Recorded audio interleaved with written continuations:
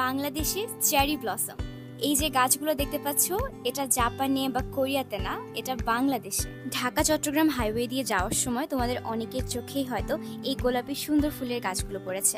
Japan, Korea, China অর্থাৎ east এশিয়ার দেশগুলোর কথা মাথায় আসলে সবার আগে চোখে ভাসে সাকুরা বা চেরি ব্লসম। সেই চেরি ব্লসম যদি বাংলাদেশের পথে ঘাটে দেখতে পারি কেমন লাগে বলতো। ইভেন এই যে গার্ডেনে পড়ে আছে চেরি ব্লসম গুলা, এটাও বাংলাদেশে। আর বাংলাদেশেরও যেন তেন জায়গায় না, খোদ ঢাকায়। বাট রহস্যটা কি?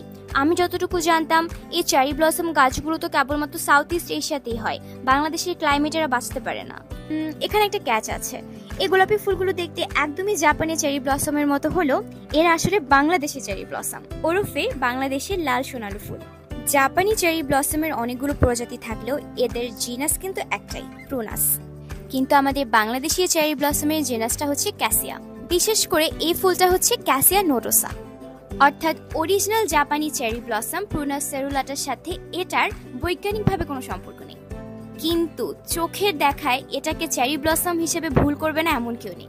আমাদের এই লাল সোনালু ফুল কিন্তু চেরি ব্লসম না হলেও এটাকে আদর করে অ্যাপেল ব্লসম বা পিঙ্ক শাওয়ার ট্রিও বলা হয়।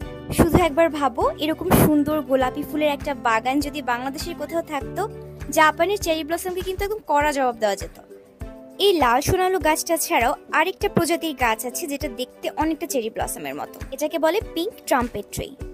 ঝাঁকে ঝাঁকে ফুল হয়ে থাকে গাছে, আর এত ফুল হয় ফুলের জন্য পাতা পর্যন্ত দেখা যায় না, মনে হয় পুরো গাছটাই গোলাপি। বাংলাদেশের ঢাকায় একটা জায়গায় এটার বিশাল বড় একটা বাগানের মতোই আছে। জায়গাটা বললে তোমরা ভিড় করে ফেলবা, কারণ এটাই সিজন। মার্চ আর এপ্রিল মাসে ঝাঁকে ঝাঁকে চেরি ব্লসম হয়ে থাকে সেখানে। জায়গাটা কোথায় জানতে চাইলে